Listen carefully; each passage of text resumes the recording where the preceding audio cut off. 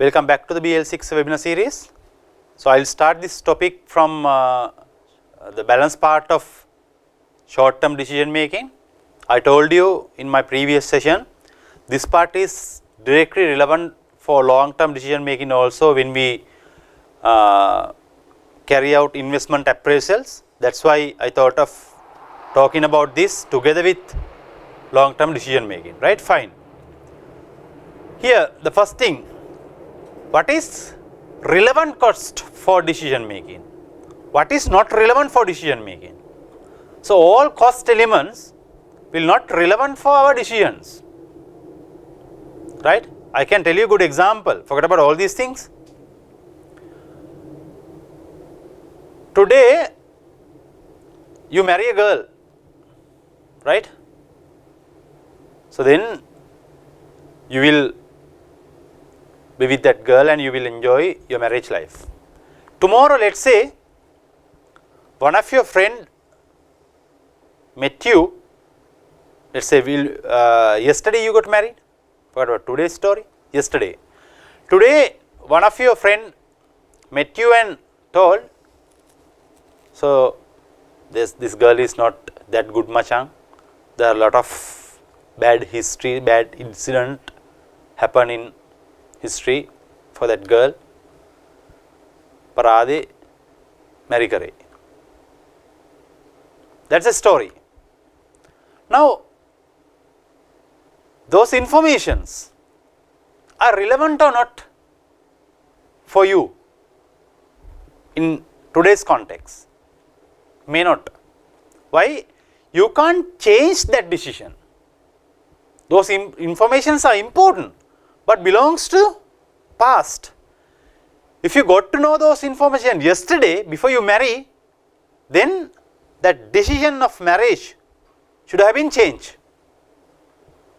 But now in today's context you can't change it. Only thing is to decide whether you are going to divorce from her or not.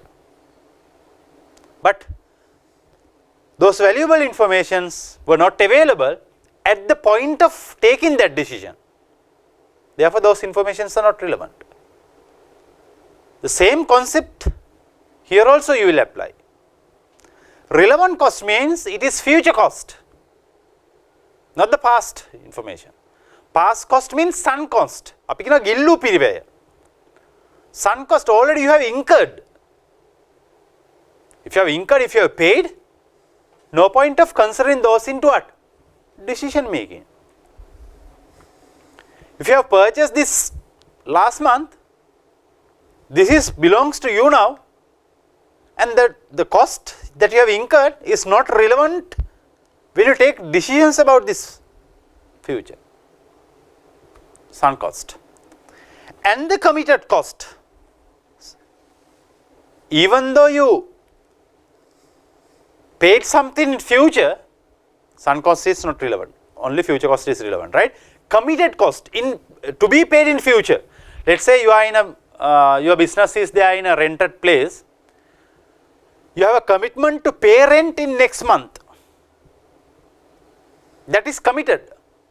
Whether you run a business or not, whether you do anything or don't do anything in that place, doesn't matter for that supplier. You have to pay. For your decision making, that cost also not relevant. Why? It is fixed, committed cost to pay. Therefore, when we talk about future cost, sunk cost, committed cost cannot consider as relevant cost. Sunk cost already incurred, committed cost already promised to incurred. Therefore, those two cost element we will ignore from decision making. Only future cost will be considered, because those costs, sunk cost or committed cost, can't alter what has been done already. You can't change anything.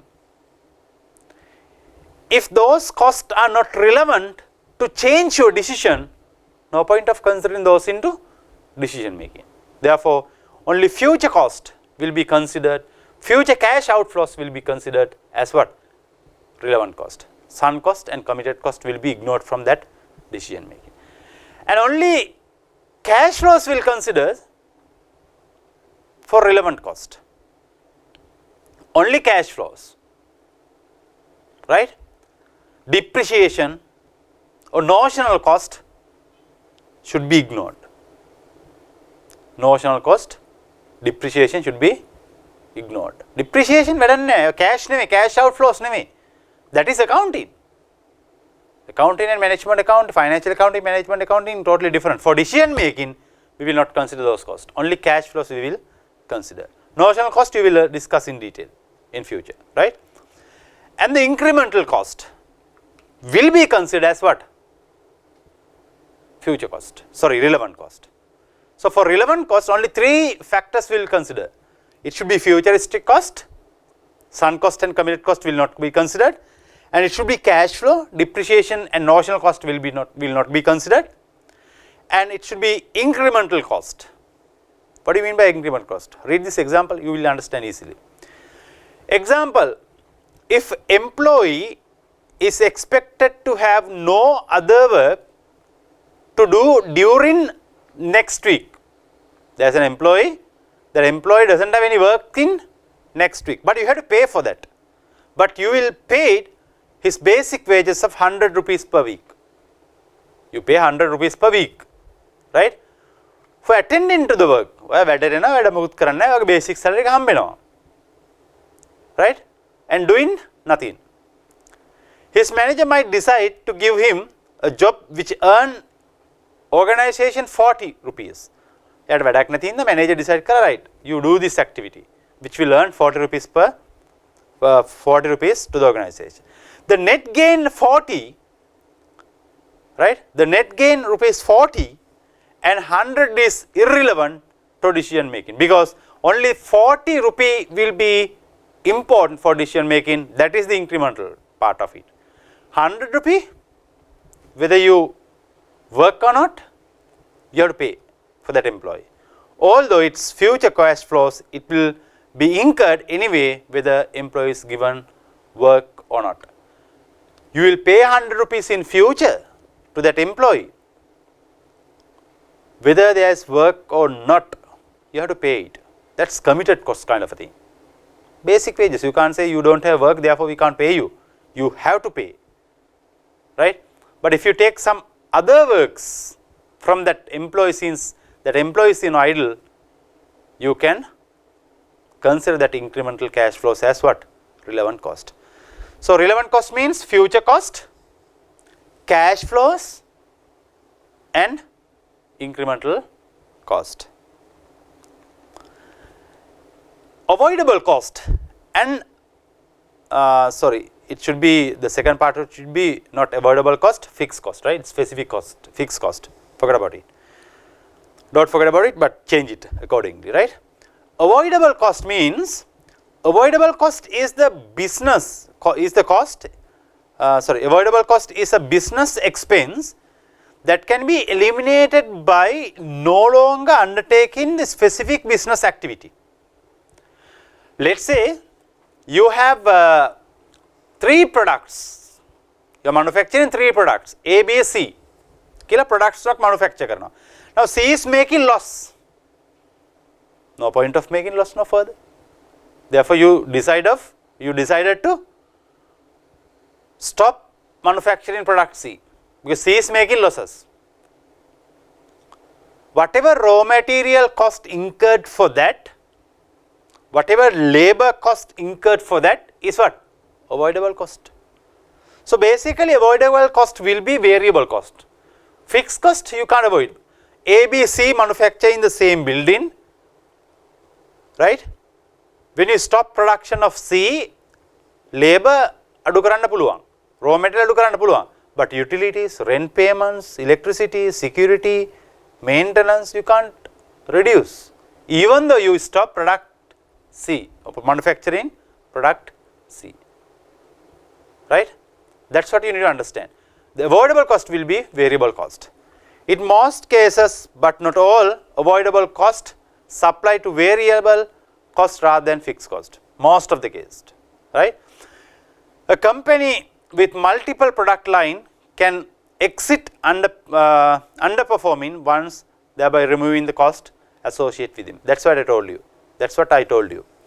There are 3 products A, B, C. C is making losses. So then stop manufacturing C. You can avoid variable cost of product C, but still fixed cost you may have to incur.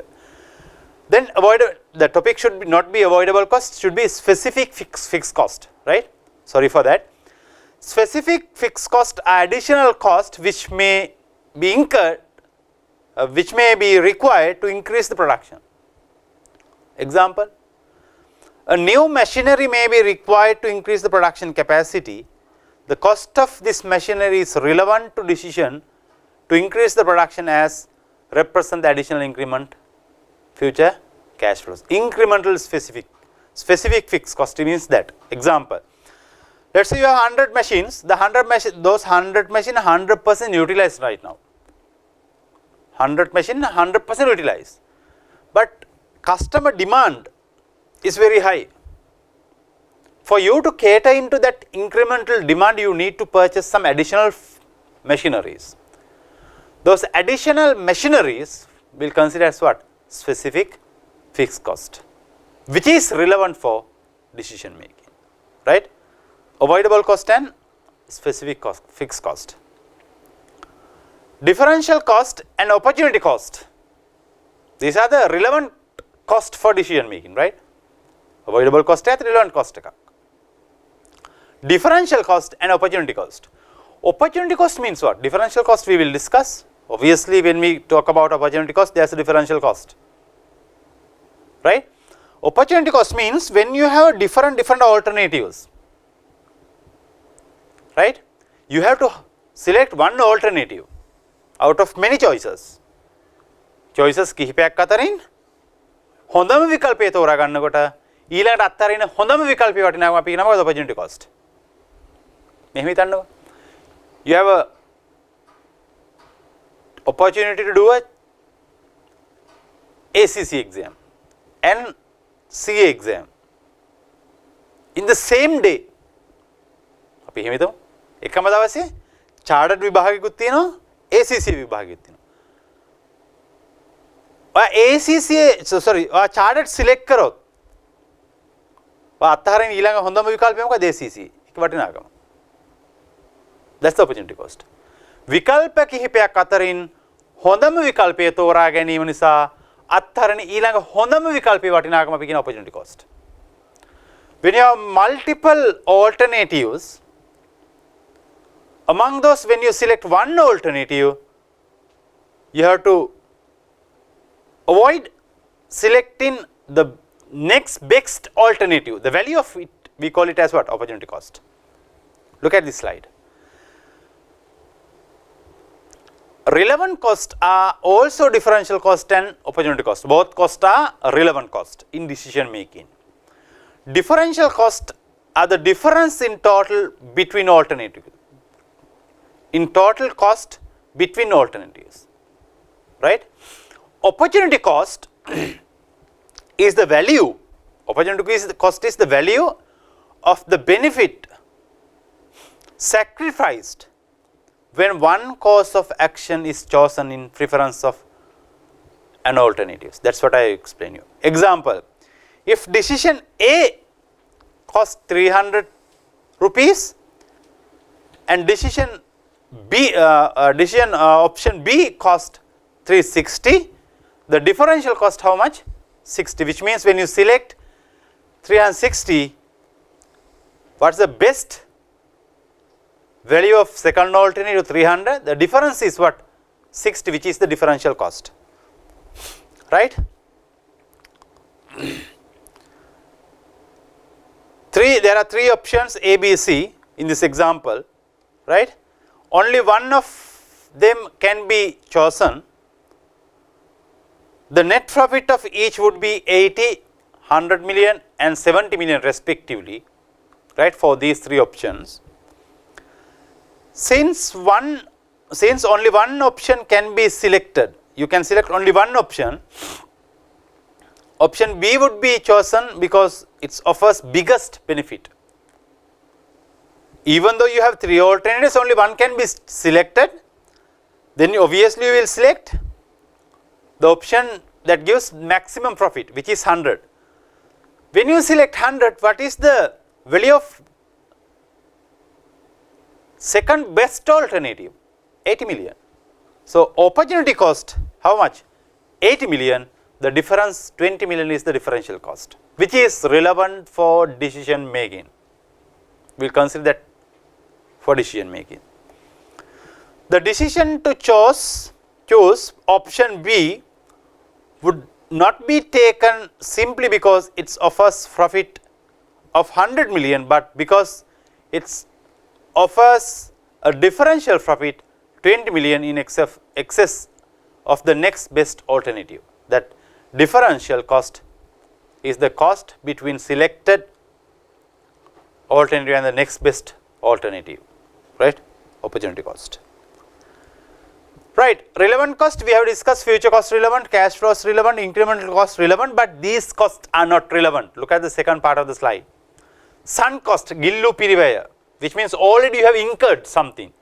If you have paid, if you have incurred, no point of considering that for decision making. That's gone. Past is gone, close the door. That's the point, logic you need to apply for sunk cost. Committed cost means you will pay that in future. Committed cost you will pay in future, but you are committed to pay. Whether you are run the business or not, irrespective of that, you have to pay that, which is called committed cost. Bound by contract legally, right? Non-cash flow cost, depreciation. No point of considering for decision making if it is not a cash outflow. Notional cost, I told you I will discuss this. For some decision making, right? Notional, now let us say notional rent of machine, which means already you have purchased and acquired that machine, and that machine now belongs to you. You are the owner of that machine. Machine owner. But when you take some financial decisions, notional cost will be considered. Notional rent of machine which will actually own will be considered for full cost of production calculation. Or production ke full cost calculation karno, variable cost plus fixed cost, you will consider notional cost. But understand, for decision making that will not be considered notional cost. But full cost calculation you will consider it. General fixed overhead and absorption costing, we have discussed. You absorb fixed cost into unit of output, but for decision making we will not consider those. Machine maintenance, one good example.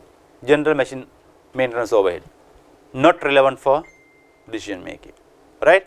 Sunk cost, committed cost, non-cash flows, notional cost, general fixed overhead we will not consider for decision making, but specific fixed cost if you have, you will consider it for decision making. Memitan, you are going to purchase another 10 sewing machines to your production flow. When you purchase another 10 sewing machines to production flow, it's the same machine maintenance cost, the same rent for building you have to pay. There is no change in that general machine overhead or general fixed cost, which is rent for that building when you purchase 10 machines.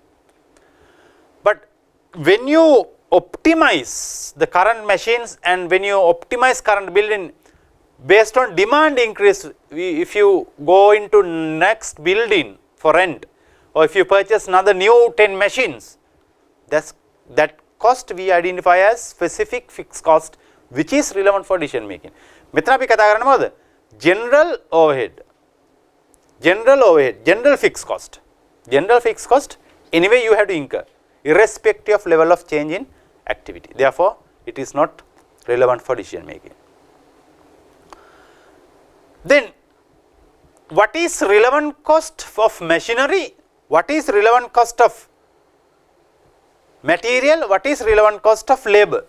Important to understand.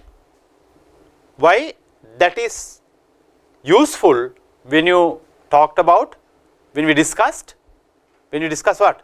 Investment appraisal. Right? Machine user cost. Put up an example.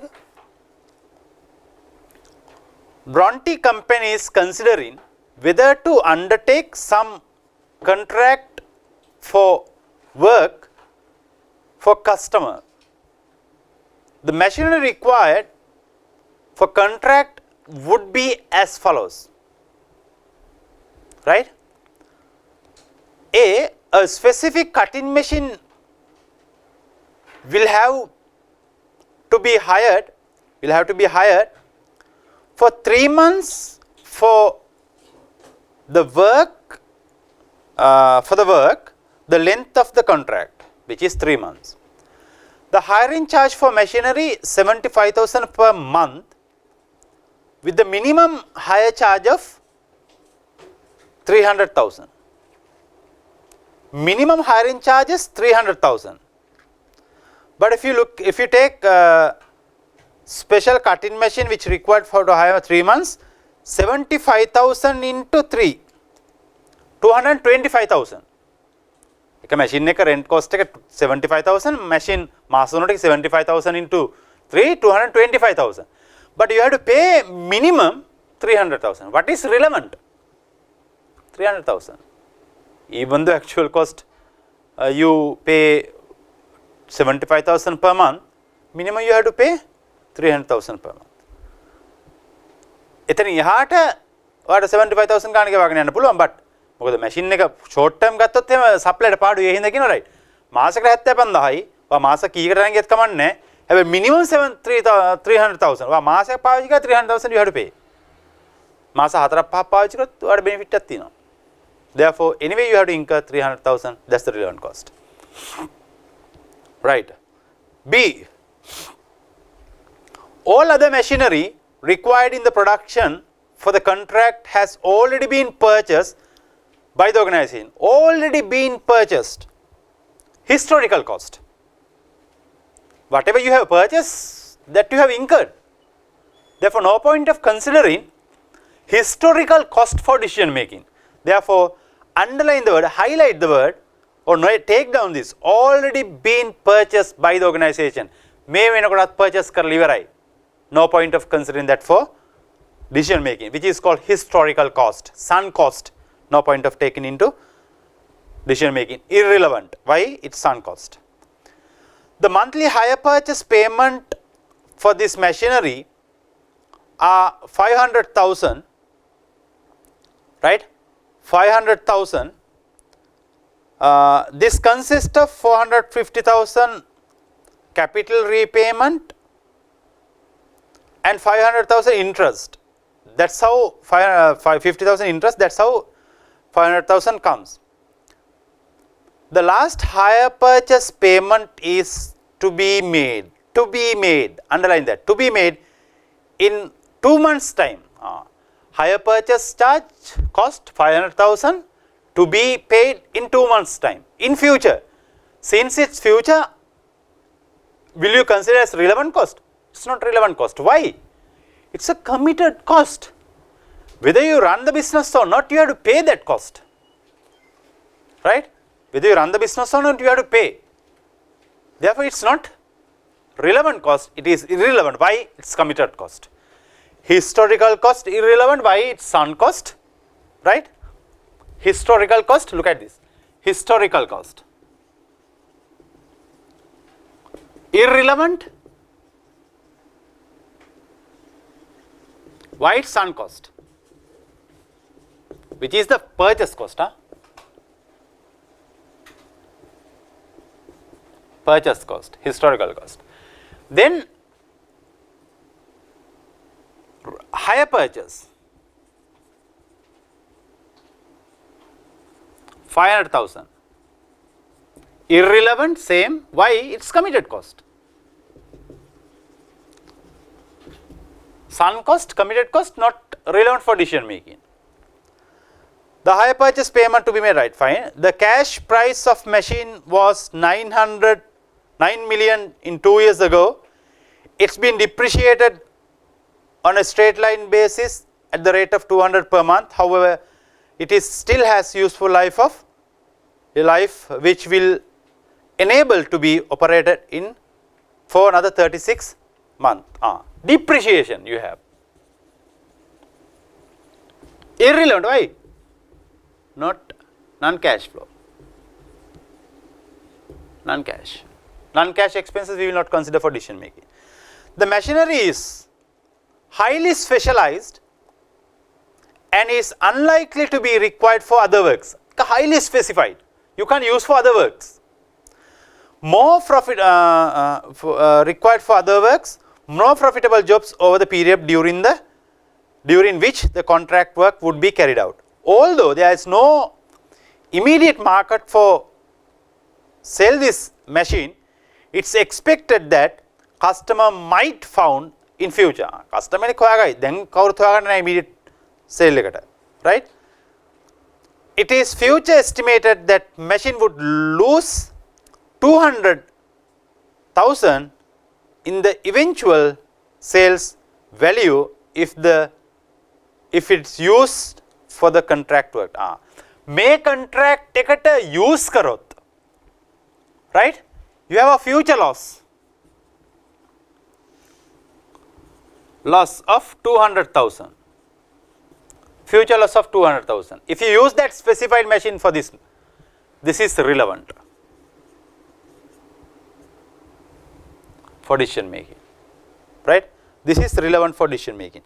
අපි මේකට කියනවා මොකද්ද? User cost, machine user cost.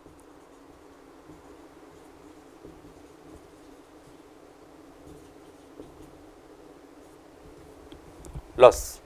Make a relevant future cost. අපි මේක use කරපු නිසා machinery user cost means that අපි මේක use කරපු නිසා we are going to lose this much of amount, right? So then altogether relevant cost how much?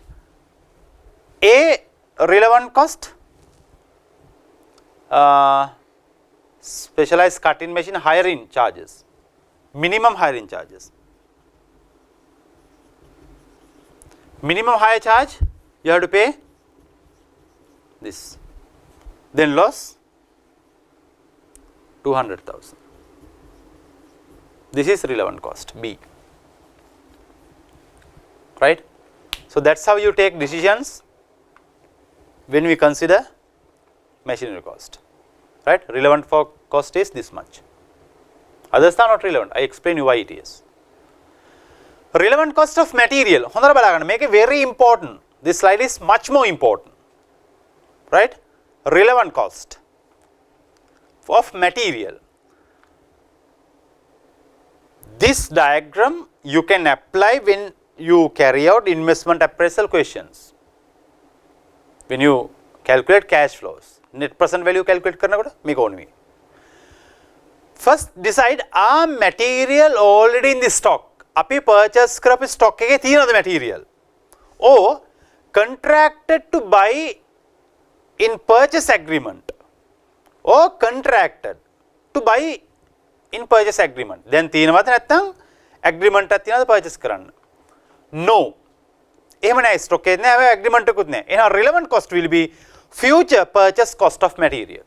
You don't have stock in your stock today.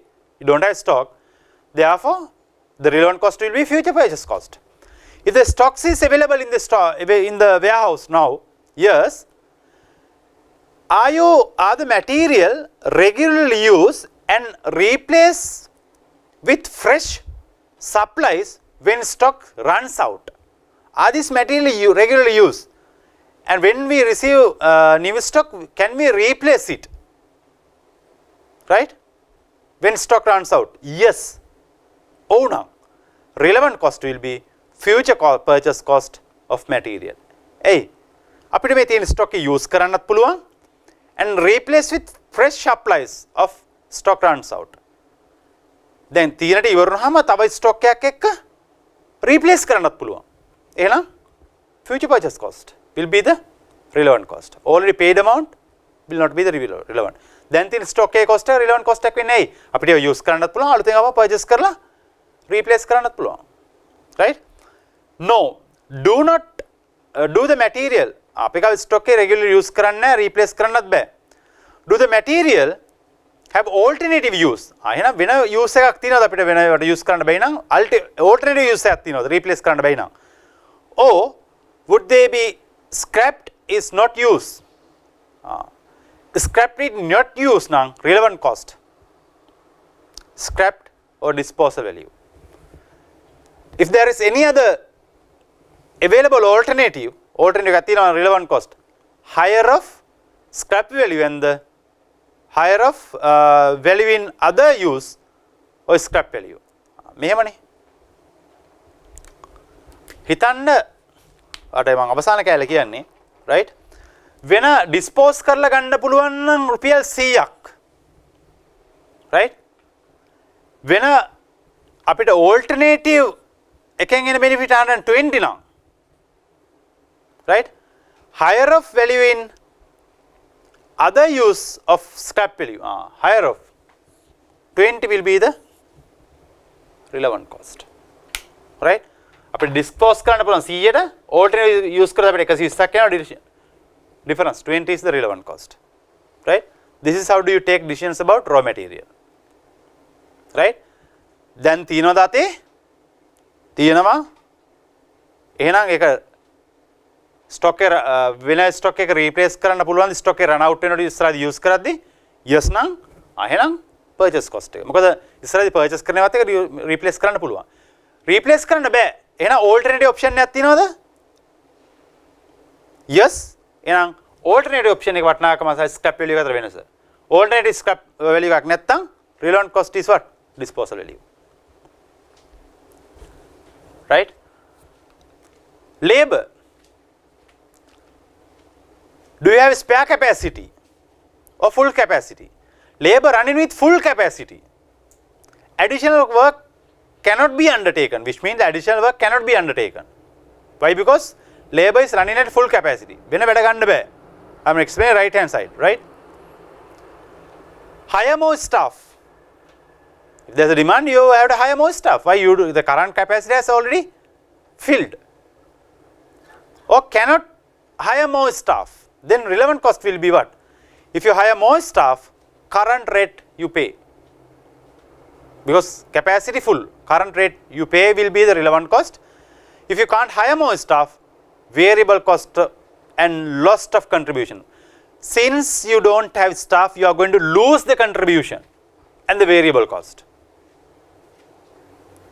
right you are going to lose the contribution that will be the relevant cost in the absence of labor you have a spare capacity එකක් තියෙනවා and additional work can be undertaken yes එහෙනම් relevant cost එක නෙවෙයි because whether you work or not you have to pay for that spare capacity right that's how you take relevant cost decision when it's come to labor right fine this is what I wanted to explain you from short term decision making now the same topic we can continue for long term decision making also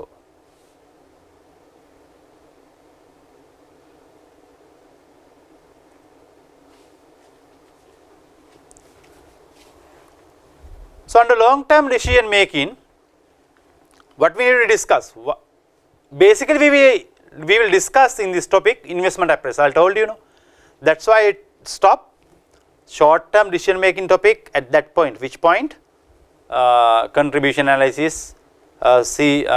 cost volume profit analysis all these basic things I have completed but relevant cost irrelevant cost I took into this session why those are important for us to understand investment appraisal right so under long term decision making we will focus on investment appraisal there you will consider what is relevant cost of material what is relevant cost of labor what is relevant cost of machinery all these things right before we go into investment appraisal concept there are many concepts like payback period accounting rate of return discounting cash flows net NPV analysis and IRR calculations all these things before we go into those let me explain why do we require investment appraisal ඇයි අපිට investment එක appraise කරන්න ඕනේ evaluate කරන්න ඕනේ ඇයි investment appraisal means evaluating investments whether investment is beneficial or not you are going to take that decision Why that is important? We need to understand that first. The first reason is capital investment is normally for substantial amount. මේ රුපියල් 10 20 විතර නෙවෙයි මේවා. You are going to purchase a building, you are going to acquire machineries, you are going to acquire a business. Those are huge cash outflows. Therefore, you have to be careful when you take decisions. Why? Once you take that decision, you can't reverse it. Since you can't reverse it, it is important to take the right decision at the right time. Therefore, investment appraisal is very important. The organization need to ensure that it is using the resource available to the business in order to obtain the maximum benefit from them. You need to ensure that you are using the resource effectively, right? Fine. Then the first concept that I am going to discuss with you under investment appraisal under long-term decision making is payback. So these concepts are very, very simple to understand, right? And if you understand in a logical way, it is easy to apply in the exam also. I will tell you what I am going to discuss here and what I am going to discuss future. That understanding also very important. I will discuss basic concept of investment appraisal such as payback period, NPV, discounting cash flows, the logics behind those, and simple calculations for each and every concept. Followed by this session, the next session will full with, completed with set of MCQ paper covering all this concept, right? I believe that will be good, because I thought of giving logic behind each and every calculation here, then we can move into discuss some comprehensive MCQ questions. That structure is important and I believe it's good, right? So here we will go through basic concepts or fundamentals of each and every concept we will discuss in a logical way. That will help us to continue that question bank in next session, right? Fine. Payback period. Payback period means once you purchase a building, let me explain this first. Let's say you are going to pay payback period.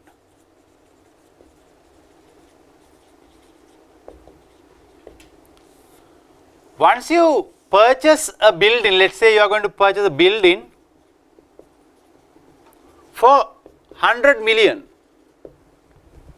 Your boss will ask, look here, you are asking 100 million from me to purchase this building. How long you will take? How long you will take to recover this investment? How long will take to recover this investment, which is called payback period? May pay a back wind. When you pay 100 million to back it to the organization, how long will it take? Which is called payback period. Simple. එන එක time period එකක් නේ, duration එකක් ඔය calculate කරනවා. අවුරුදු 3ක් යනවා, අවුරුදු 5ක් යනවා, like that. Payback for investment is a measure of how long it will take to recover the initial cash spending on an investment. How long will it take to recover initial cash investment? Before the payback period can be calculated, management must have details of following. Before you calculate payback period, management should have this information. Initial cash outflow of the project and estimated future cash inflows. කොච්චරද initial cash outflow එක 100 million. 100 million spend කරොත් today, what are the cash inflows to the organization? මොනවද cash inflows? කවද්ද දෙන්නේ ඔයා? ඒ ටික දන්නේ නැතුව අර payback period එක හදන්න බෑ. Right? Look at this simple question. පොඩ්ඩක් බලන්න try කරලා පුළුවන්ද කියලා. Right? මේකත් කටපාඩම් කරන ළමයි ටිකක් ඉන්නවා. Don't do it.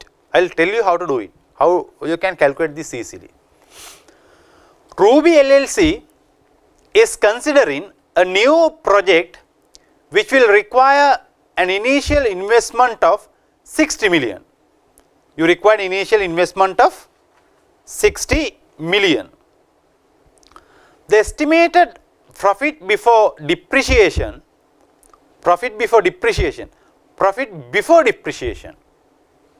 are as follows. Right? Profit before depreciation they have given. Then අපෙන් අහනවා calculate what? Payback period. Right? So years you have බලන්න හොඳට calculate කරන විදිය. Cash flow එක තියෙනවා ඔයාගේ. Right? And cumulative cash flow. එකත් බලාගමු අපි. Year 0 එකේ ඔයාගේ initial cash outflow එක කීයද 60 million to purchase this. 60 million. You will incur 60 million. Right? Each year cash inflows, net cash inflows from year 1 to 5.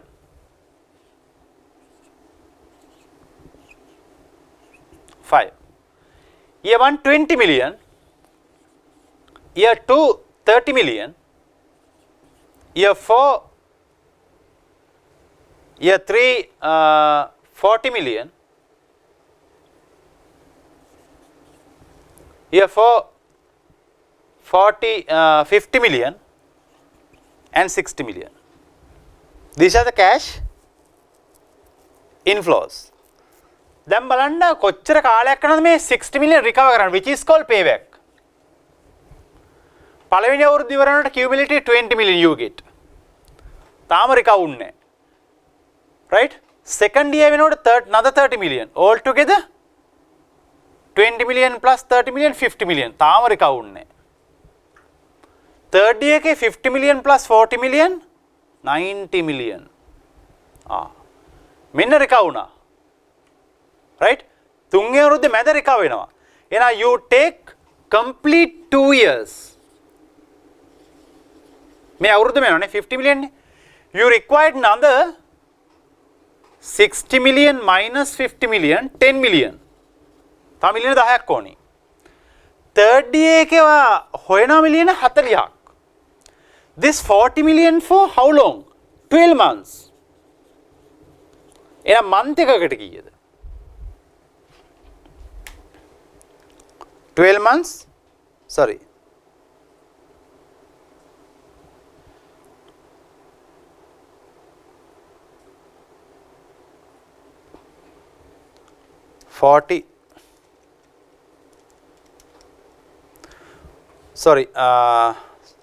$40 million 3.3 million. මේක තමයි month එකකට එන එක. month එකට මෙච්චරෙන් අපිට ඕනි 10 million. 10 million හොයන්න months කීයක් යනවද? Simple mathematics. 3 months no? 3 months. හරිනේ. අපිට ඕනේ 10 million හොයාගන්න. තුන්වෙනි අවුරුද්දේ 40 million එනවා. මාස 12ටම එක මාසයකට එනම් 3 million 3.3 million අපිට උනේ 10 million මාසයකට 3.3 million නම් 10 million ගන්න මාස කීයක් යනවද divide by 3.3 million අච්චරට මෙච්චර නම් මෙච්චර කොච්චරද වගේ තමයි right 2 years and 3 months this is the payback. Now when you say look here manager or look here shareholder, if we spend 60 million today we can recover that investment from 2 years and 3 months. අවුරුදු දෙකයි මාස තුනක අපිට recover කරගන්න පුළුවන්. That's the payback period. Right? Simple. This is the way you calculate. Understand this part, little not complex I would say, but There's a logic behind this. Understand that. Using payback period to appraisal investment appraisal project, there are two ways in which payback period can be used to project appraisal. There are two ways. If two or more mutually exclusive projects are under consideration, you can use payback period to evaluate project when there are two mutually exclusive projects. What do you mean by mutually exclusive? Which means two or more events that cannot happen simultaneously. Two or more events can't happen simultaneously. ඒ කියන්නේ දෙකම එකට කරන්න බෑ කියන එක කියන්නේ මේ. දෙකෙන් එකයි. Right? Mutually exclusive means that. So when projects are mutually exclusive, දෙකම කරන්න බෑ එකක් තෝරගන්න ඕනේ. ඒ වෙලාවේ you can go ahead with what? The project has lowest payback period. මේක අවුරුදු දෙකයි අනිත් එක අවුරුදු 5ක් යනවා. එහෙනම් ඒ දෙකම කරන්න බෑ. project 1 and 2 කරන්න බෑ. Second project අවුරුදු 5යි. First project ekada this 2 years and 3 months. So then you can select this. When projects are mutually exclusive, you can apply this. The usual decision is to accept the project with the shortest payback period. If the management of the company have payback period limit, then only project with payback period which are less than this limit would be consideration for investment. පළවෙනි එකේ මොකද කියන්නේ? shortest payback period එක ගන්න. දෙවෙනි එකේ කියනවා management will say right. ඕන project එකක් අවුරුදු 5න් recover වෙන්න ඕන. නැත්නම් අපිට ඒව ගන්න බෑ. ඕනම project එකක් අවුරුදු 5ක් ඇතුළත cash flow recover වෙන්න ඕනේ. අවුරුදු 5න් එහා payback එකක් තියෙනවා නම් අපිට එපා ඒ projects. I don't want that project. Shareholder is telling. I don't want projects if they take more than 5 years to recover the initial investment. I don't want those projects. So then to evaluate projects which has less than 5-year payback period, we can apply this project method. But if any project which has more than 5 years payback period, for them you can't apply this. Understand? Look at this question. Right? Same question. Not same question but same numbers, same logic you can apply, not numbers, sorry. Payback period.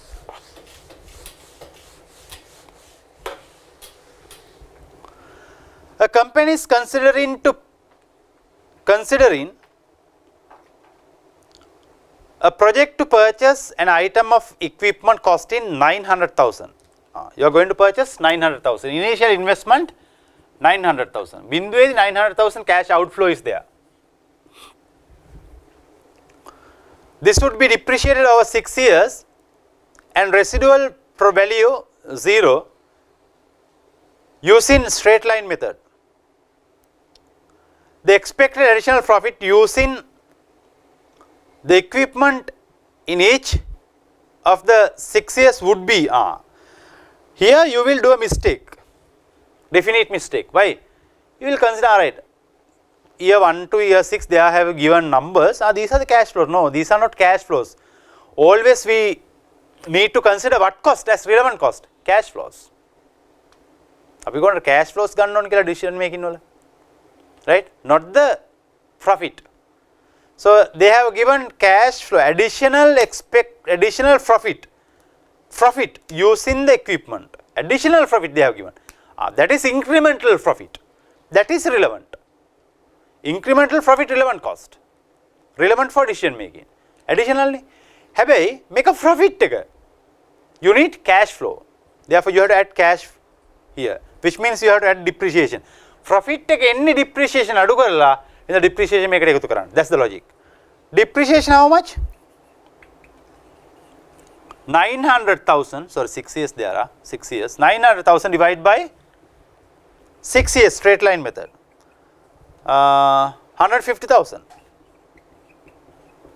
මෙන්න depreciation. මෙන්න මේ depreciation එකතු කරන්න ඕනේ for each and every year's profit. To convert profit into cash flows, අපිට ඕනේ cash flows, not the profit. Therefore add depreciation. First year profit how much? 40. When you add depreciation, 190,000, right? You add depreciation always. Then second year profit, incremental profit 80,000, 80,000 plus 150, 230,000. Third year profit 100,000 plus 150,000 depreciation, 250,000.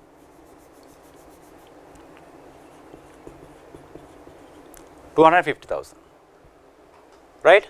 Fourth year 150,000 plus 150,000, 300,000. Always I am adding depreciation 150,000 to each year cash profit to convert profit into cash flows. Fifth year 250,000 because 100,000 profit, incremental profit plus depreciation of 150,000. Sixth year 40,000, 40,000 plus 150,000, 190,000. I figure out cash flows. Now we will see how long it will take to recover 900. First year cumulative cash flow 190,000. 190,000 වලට එකතු වෙනවා second year 230,000. Second year 420,000 is the cash flow. තාමත් recover උන්නේ නැහැ. Third year 250,000.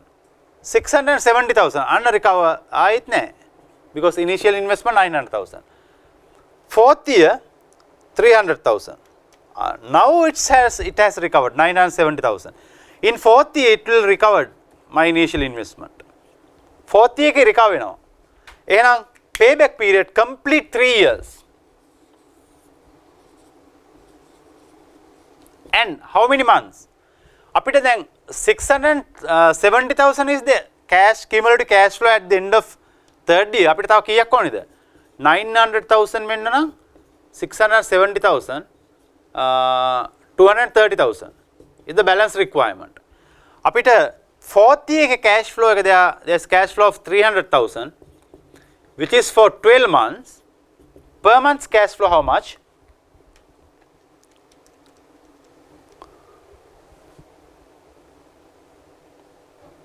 $25,000. අපිට 230,000 තමයි recover කරගන්න තියෙන්නේ. Divide by 25,000.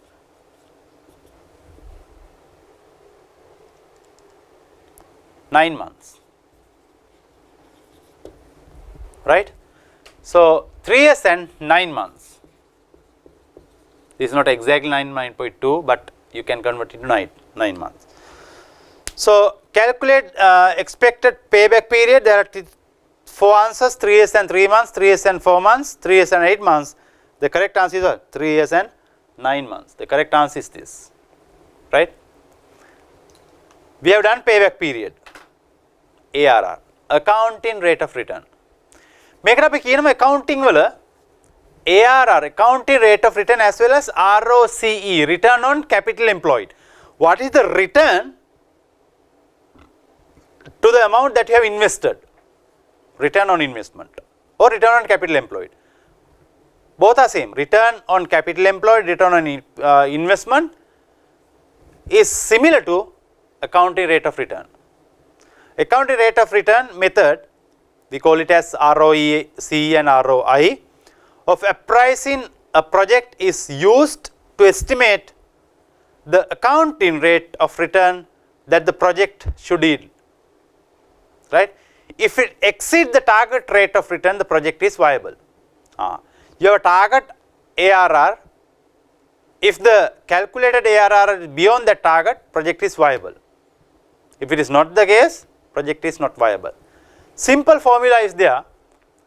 Take the average annual profit from the investment. What is the average annual profit, not the cash flow? That's the difference. But in discounting, we use cash flows, but here we are using what? Average profit from the investment. Divide by initial investment, average investment into 100. That's how you calculate ARR. Unfortunately, there are some more formulas. ARR you can calculate estimated total profit divided by estimated initial investment into 100, or estimated average profit divided by initial investment. That will give you two answers, but you can interpret it in a meaningful way, but there are different ways to calculate it. But anyway, first formula is more preferable to calculate ARR, which is the annual average profit from the investment divided by average investment into 100, right? Simple. O level, A level, I think in A level you have calculated these things, right? Fine. Sorry, note, this note is important, right?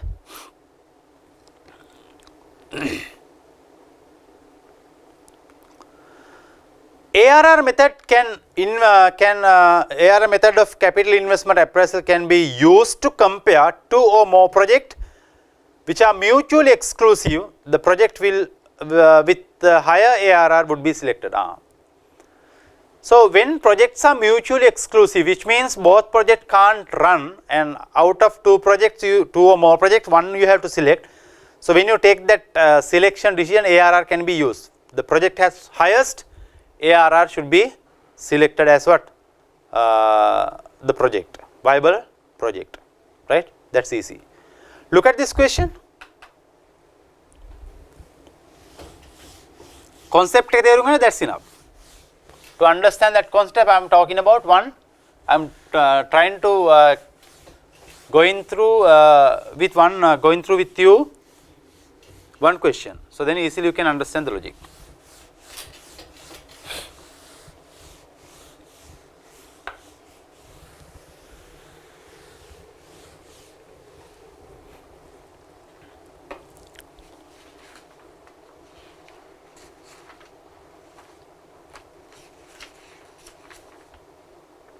Right? A company has a target accounting rate of return of 20%. They have a target accounting rate of return 20% using the first definition above. ARR target 20% achieve. And now considering the following projects, the requirement is calculate the accounting rate of return of the project and state whether project should be viable or not, or should be undertaken or not.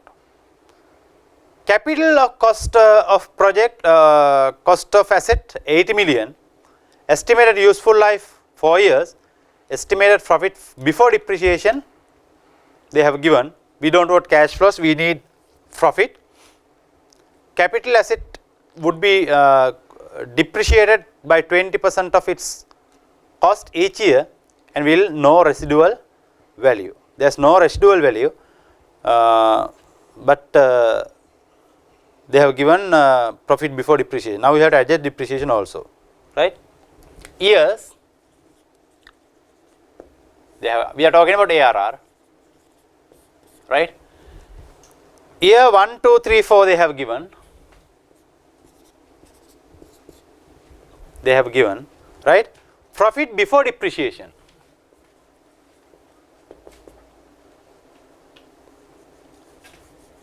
Let's say like this, profit before depreciation. How much? 20 million, 25 million, 35 million, 25 million. Right? Depreciation, how much? The initial investment 80 million divide by 4 years, right? 20 million is the depreciation. Straight line method. You have to deduct depreciation. ARR වලදී අපිට cash flow නෙමෙයි ඕනි, profit එක. එහෙනම් depreciation අඩු කරන්න ඕනි. Profit after depreciation. No profit, 25 minus 20, 5 million, 35 minus 20, 15 million, 25 minus 20, 5 million. Total profit, 25 million. 25 million. Right? ARR formula, what's the formula? Average profit divide by average investment into 100. You express this as a percentage, right? Average profit, 4 years profit 25 million, divide by 4 to take average. Average investment 80 million, scrap value how much? There is no scrap value, residual value, no, 0. Average, take the average, 2, simple average. So 25 divided by 4, 6.2 million to 5 million, divide by 40, no, 40 into 100.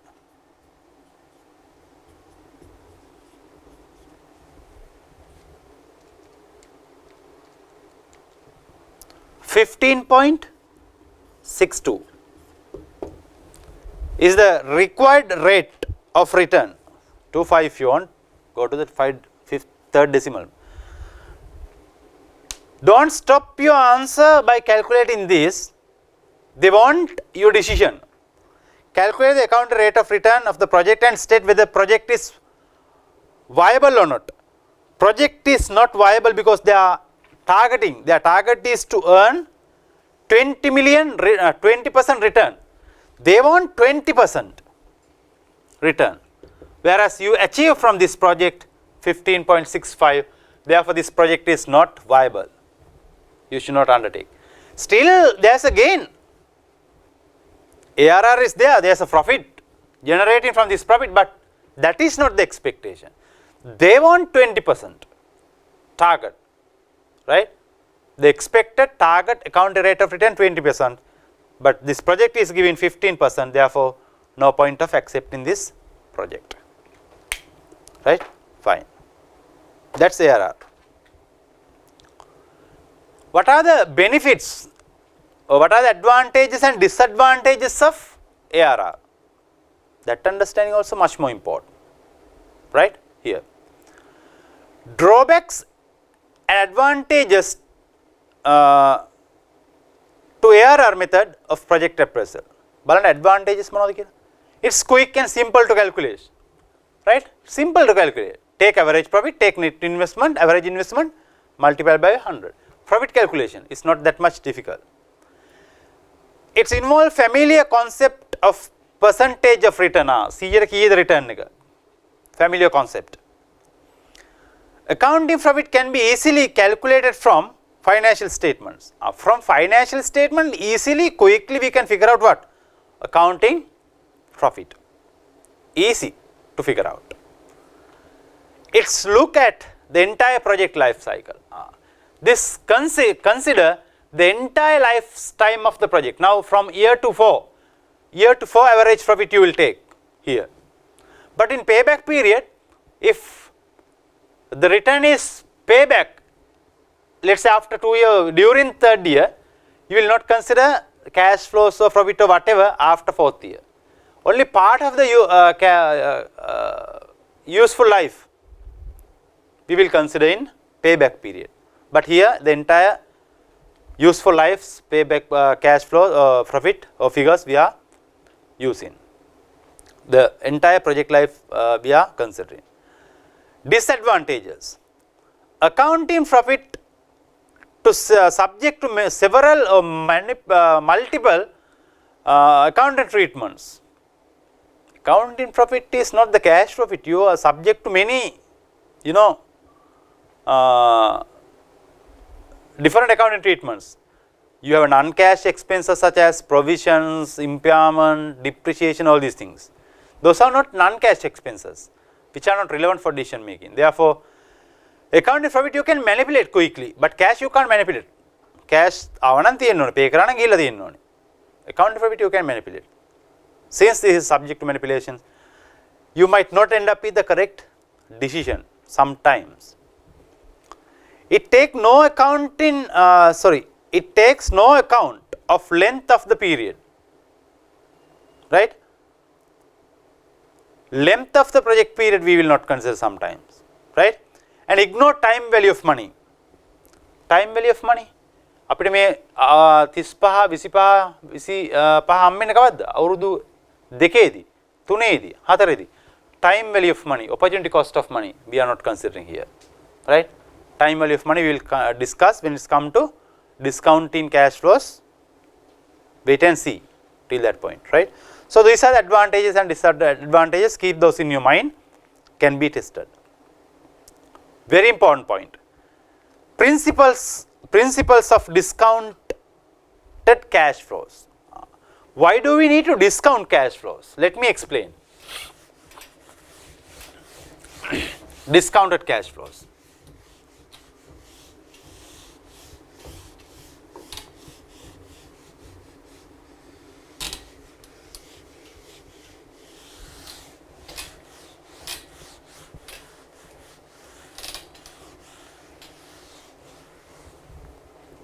Right?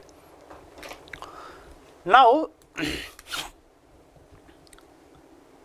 you have years 0, 1, 2, 3, 4, right? Your cash flows. In our previous example, if I use the same example, right? Initial cash outflow was 60 million,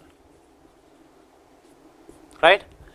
Cash inflows 20, 30, 40, 50, and 5th year it was 60, right? This was the case in our first example. Api kiwa payback period, I think payback period was 2 years and 3 months.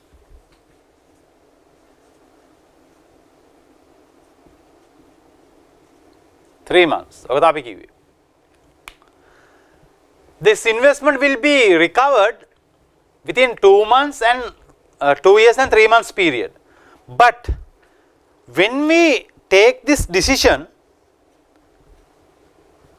we didn't consider time value of money factor.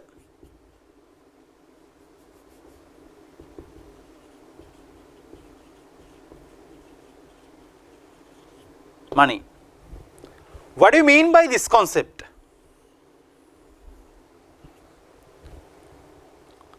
When you pay this much of cash today, this investment give me return 20 million at the end of second year, 30 million at the end of third year, second year, 40 million, 50 million, 60 million and 60 million last cash flow will give at the end of fifth year. අවුරුදු පහ අවසාන තමයි මට මිලියන 60ක් හම්බෙන්නේ. අද නෙවෙයි.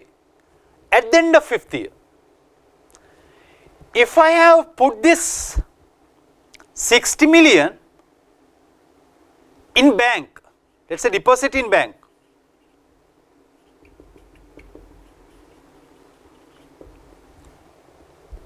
right? I will gain some interest.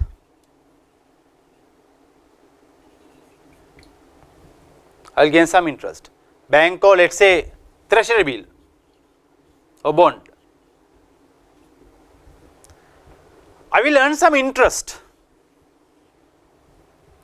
That interest will missed because of this investment. Understand? ඒකෙන් කියවෙන්නේ අවුරුදු මේ cash flow එක මට හම්බෙන්නේ at the end of first year.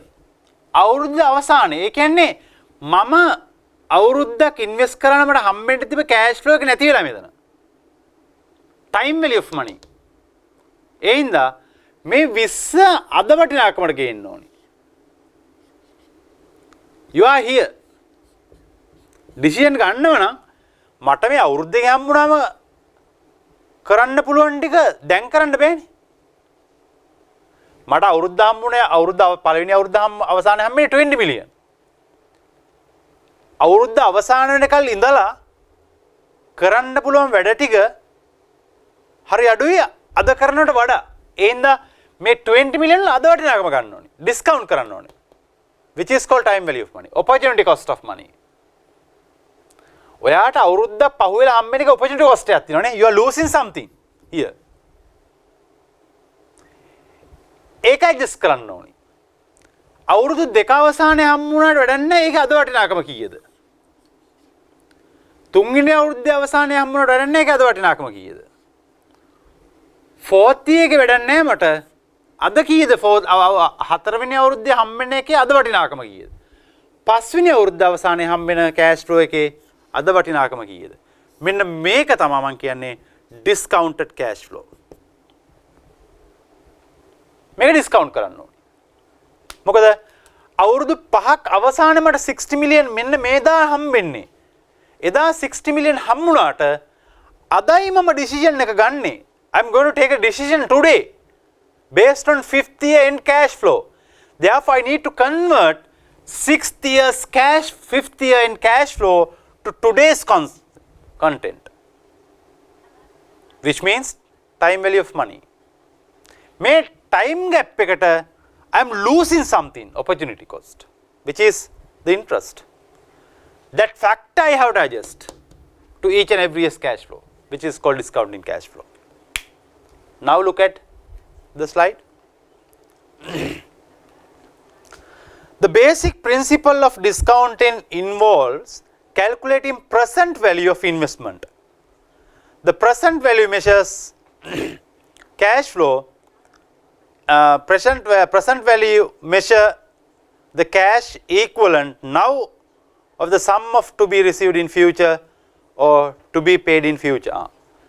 Sum of the cash flows to be paid in future. You convert into today's context. So present value formula, right? Present value. මෙන්න මේකේ formula එක තමයි present value equal future value into 1 divided by 1 plus r to the power of n. You can see the slide, right? In there, PV means present value, today value. FV means future value. ඒ කියන්නේ මෙන්න මේ 20, 30, 40, 50, 60. 1 means the නියතයක් plus 1 plus r means interest rate. That's the amount you are going to lose. Opportunity cost of money, and n means number of years. In this way, you can calculate each and every future cash flows value in today's context, which is the present value of future cash flows. අපි මේකට කියනවා R rate cost of capital. Cost of capital means sometimes in other way. මේ 60 million ඔයා borrow කරා bank එකකින්. You borrow and invest. You have to pay interest in this years, right? You pay interest in these years, future. That is the cost of capital. You can use, that's the rate actually you can use to convert these future cash flows to today's content, right? For today's value, which is the present value, right? There's simple example. Calculate this present value, right? I'll erase this.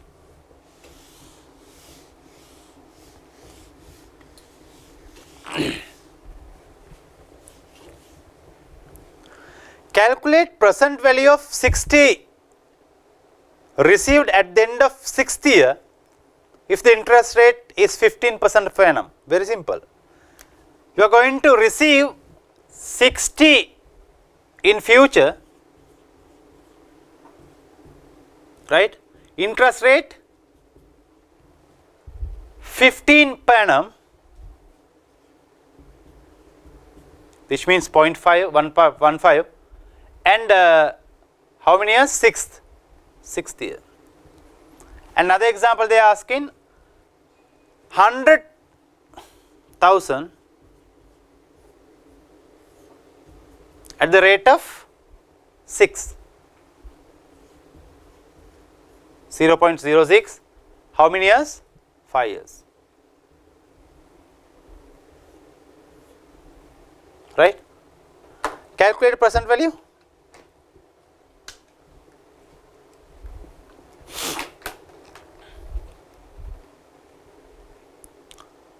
1 divided by 1 plus 1.5 to the power of 6 into 60,000. 25,940. First one. Present value 25,940, which means even though you receive 60,000 rupees at the end of 6th year, today's value of that 60, 25,940. When it's come to second example, 1 divided by 1.06 into power of 5 into 100,000. 74,726. 74,726. 74,726. The value you are receiving at the end of 5th year, which is 100, the value of that 100, today's value 76,226. This is how do you calculate present value of future cash flows. This is how do you discount cash flows. Don't forget this formula. Important. Annuities and perpetuities. Annuity means same amount, same cash flow. This is different cash flows, no? But you are receiving same cash flows at the end of each year. This is not an annuity. Annuity means same cash flow. This should be 20, 20, 20, 20. If you receive same cash flows at the end of each period, we call it as annuity. Perpetuity means there is no end for that annuity. Annuity එක ඉවරයක් නැහැ, කෙලවරක් නැහැ. Forever you are receiving the same amount, which is called perpetuity. Right? කෙලවරක් නැත්තම් අපි ඒකට කියනවා perpetuity කියලා එකම amount එක හැමදාම හම්බ වෙනවා නම් at the end of each reporting period, age period, we call it as annuity. Annuity is the constant sum of money received or paid each year for the given number of years. Constant sum of money. ඒක වෙනස් වෙන්නේ නැහැ. වෙනස් වෙන එක annuity එකක් නෙමෙයි. Each year හැම වෙලාවම අපිට හම්බෙන්නේ එකම amount එකක්. Which is called annuity. Right? That will not change. Perpetuity is the annuity which is last forever. කවදාකවත් ඉවර වෙන්නේ නැහැ. How do we calculate annuity factor? Which is important when we calculate NPV also. Annuity factor. How do we calculate? Annuity factor we calculate annuity, which means the cash flow you are going to receive at the end of each period, into 1 minus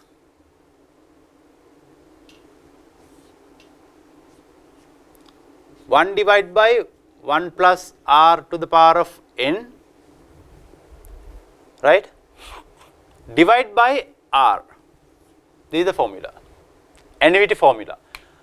1 minus 1 divided by 1 plus r to the power of n, divide by r. Right? You have to be careful when you do these calculations. This is annuity. This is the present value of annuity. Right? This is the present value of annuity. Sorry. Not annuity factor. Sorry. Factor is this. Annuity factor. Present value of annuity. We are going to calculate present value. Present value of annuity, PAV means present, PVA means present value of annuity. This is called,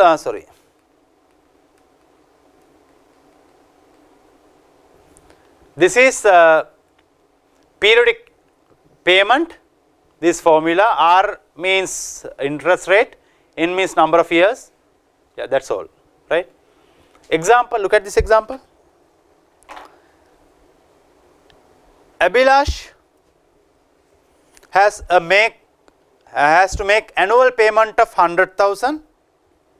Annual payment of 100,000, which is the annuity factor. Annuity 100,000 වඩා හැම අවුරුද්දම හම්බ වෙනවා. Interest rate how much?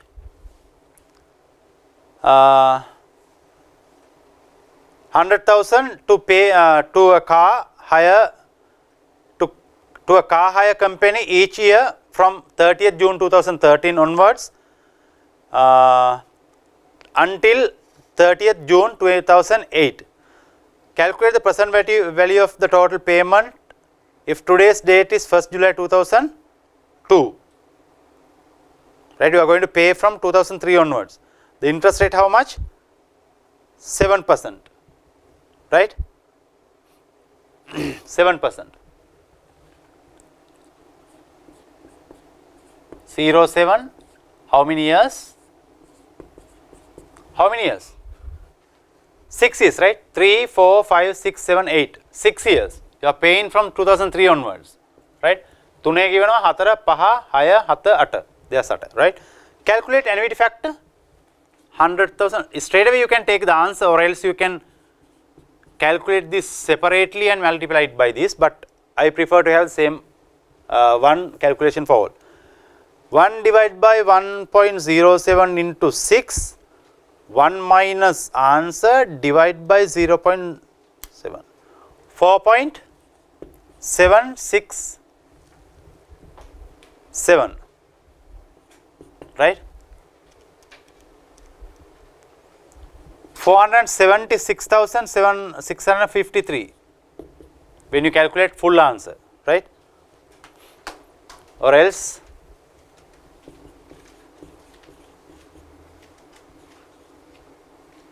this will be the other answer, right? If you use this factor, this will be the answer, but if you do one calculation, this will be the answer, right? Both are correct. So this is how do you calculate annuity, right? Perpetuity. Perpetuity means annuity which lasts forever. Perpetuity.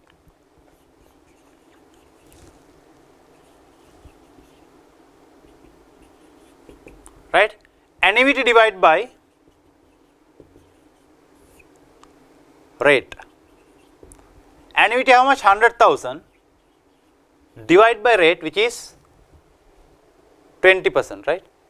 So let's say, if it is interest rate here 7%, no? 7.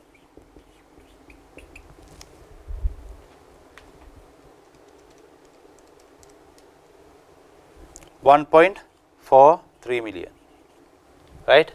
So this is how do you calculate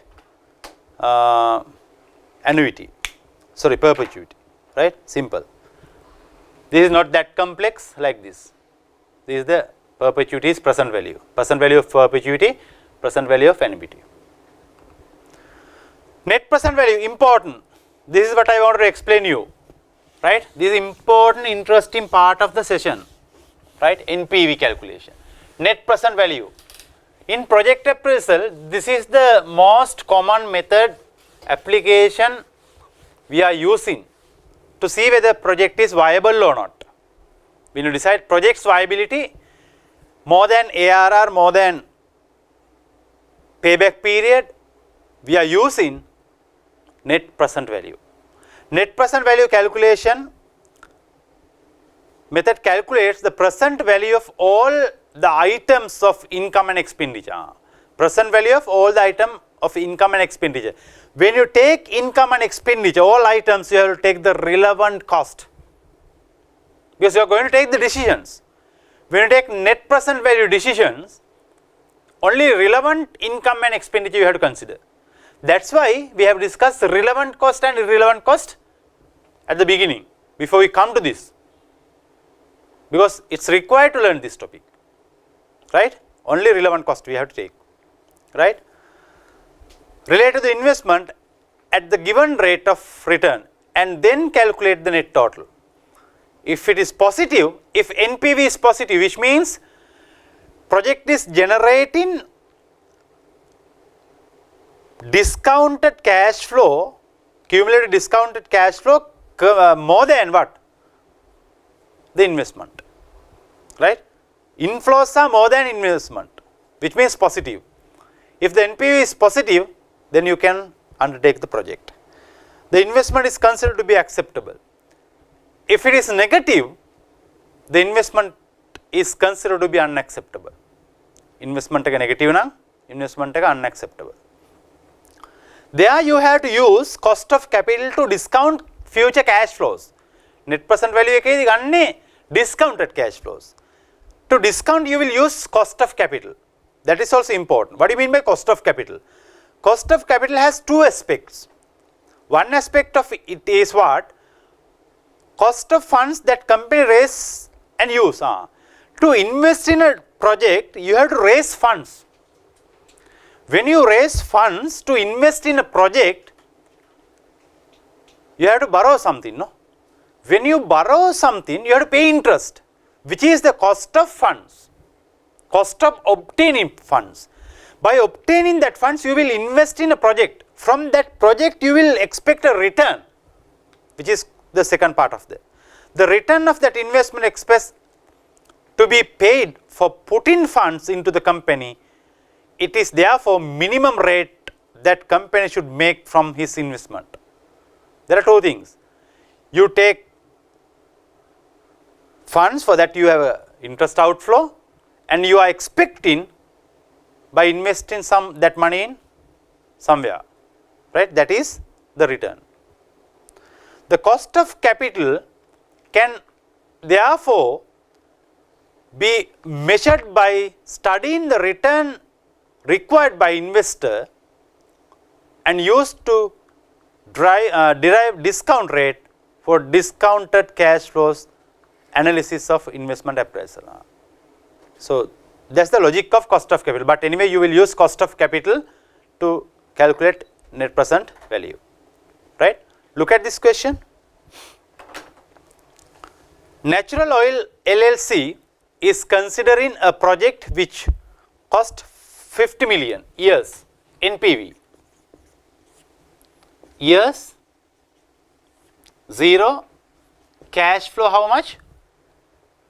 50 million, cash outflow, and million now, and 9 million per annum every year in perpetuity. 9 million from 1 year to perpetuity till forever, last forever. How much you are receiving? 9 million. Starting from now. Cost of capital, discounting factor, how much? 15%. They are asking projects is viable or not. So, year 0 discount factor 1, present value of cash flow then 50, there is no change because today 0. අද නම් ඉන්නේ මේක discount කරන්න දෙන්න ඒක එකයි. අදම තමයි. right අද වටනාකම අදම තමයි. Now, but perpetuity, how do you take the present value of perpetuity? 9 million divided by 15. 9 million divided by 15%, 60. NPV 10 million. Project is generating 10 million NPV, which means inflows are more than initial outflow. You have positive NPV. Positive NPV, therefore, project is viable. Project is viable. This is simple calculation for NPV, but exam questions may not simple as this. There are a lot of complex questions, but I am not trying to discuss those questions now. For that we have a separate session, I told you, right? Fine. With that I will move into the use of NPV, to explain the use of NPV. What does that mean, right? මොකද්ද මේකෙන් කියවෙන්නේ? What does NPV value means? Look at this slide. NPV value is the measure of value in terms of today's money of the net benefit from proposed investment. The discount rate is the rate of return that will be sufficient to cover cost of the organization's capital. If an investment with positive, if the investment is positive, go ahead with that project, and that will add value to the organization, because value of its net return will be more than are needed to satisfy the provider's capital of the organization. In theory, the value of the organization should be increased by the amount of net present value of the investment goes ahead, right?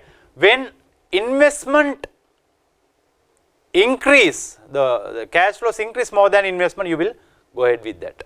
The last point, right? Accounting IRR, internal rate of return. Internal rate of return means the break-even point. In previous session, we have discussed break-even point. That break-even point is different from this, but here break-even point means NPV 0. NPV 0 means project break-even, no profit, no loss. At what rate NPV becomes 0? That's what we are trying to understand, identify through IRR, internal rate of return, which is the rate which NPV becomes 0, no profit, no loss situation. IRR method determine the rate of return, internal rate of return at which NPV becomes 0. The internal rate of return is therefore the rate of return on the investment. How do you take decision based on this? Internal rate of return method is evaluating investment is an alternative to NPV method. This is the alternative method to NPV method. NPV method is of the discounted cash flow determine whether investment earns positive or negative when discounted at a given rate. At a given rate, we check whether project is positive viable or not. Where? In NPV calculation, in a given rate. But here in NPV 0 means the return from the project would be exactly the rate for discounting. NPV becomes 0 means that's the IRR, right? So IRR we can calculate by using a formula. This is the formula for IRR calculation. Internal rate of return, right?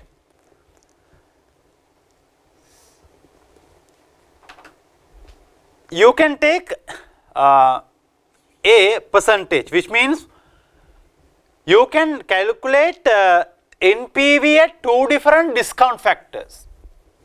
NPV එක අපි calculate කරන two different discount factors. මෙතන 15 වෙන තියෙන්නේ. අපි හිතමු තව discount factor 30 දැම්ම කියලා.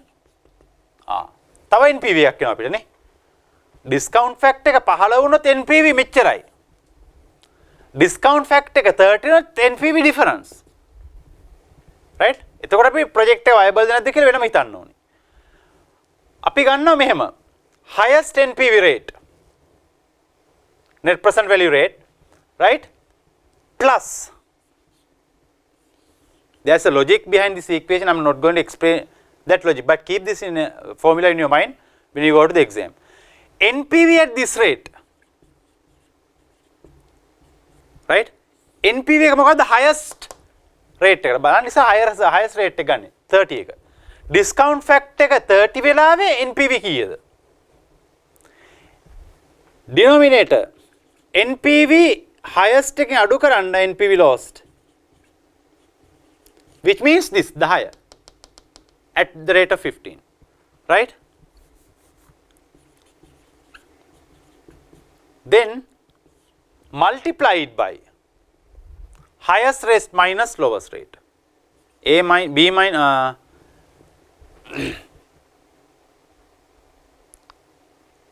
B minus A, highest minus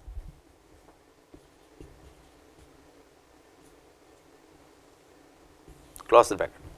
This is the formula, right? Look at this question. In the net present value of the project at 16%, 50 million, 20%, 10 million, right? 20%, highest rate එක 20%. Simple.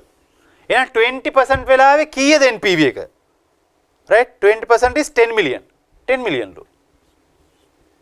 වැඩි වෙලාවම ගන්න හැබැයි වැඩි එක දාන්න ඉස්සරහට. වැඩි percentage එක.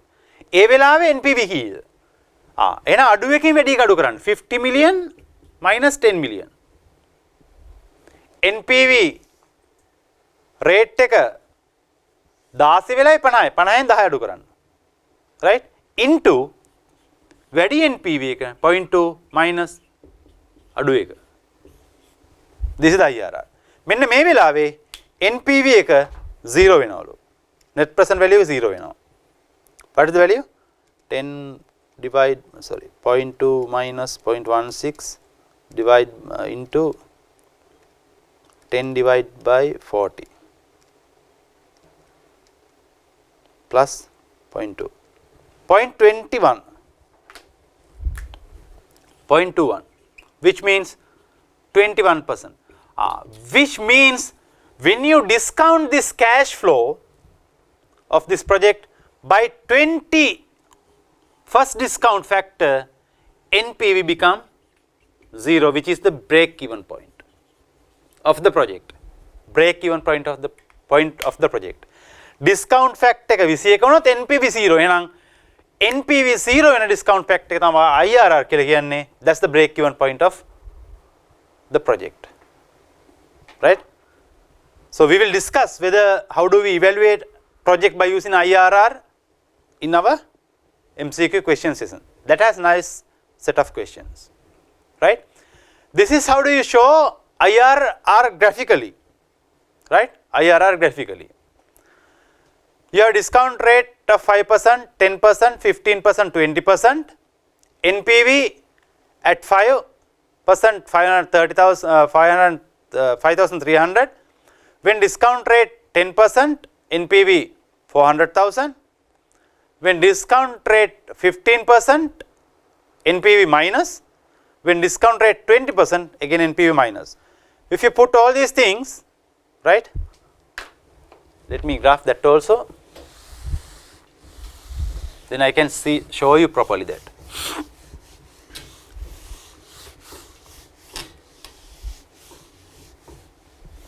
Right?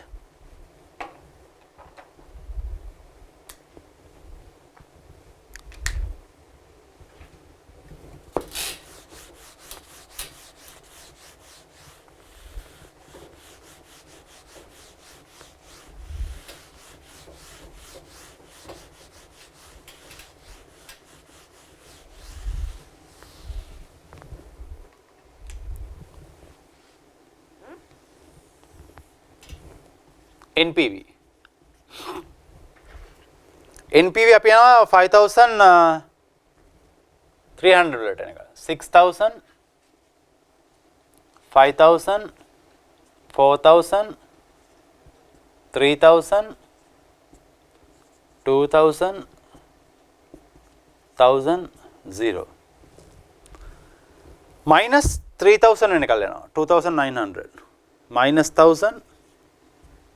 Minus 2,000, minus 3,000 NPV. And discount factor 5, 10, 15, 20. 20. When discount rate at 5, NPV 5,900. Somewhere here. When discount rate 10, NPV 400, 10, 400, somewhere here, right? When discount rate 15,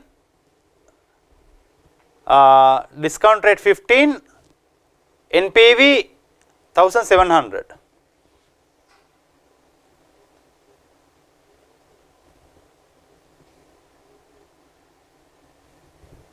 Right? When discount rate 20, 2,900.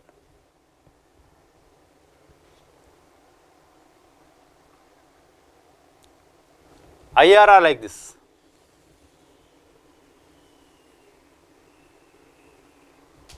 This is the IRR. Right? Which means NPV becomes 0. NPV become 0, break even. IRR will be this. But if you put numbers, you can easily calculate it, right? Into that formula, if you put numbers, you can easily calculate.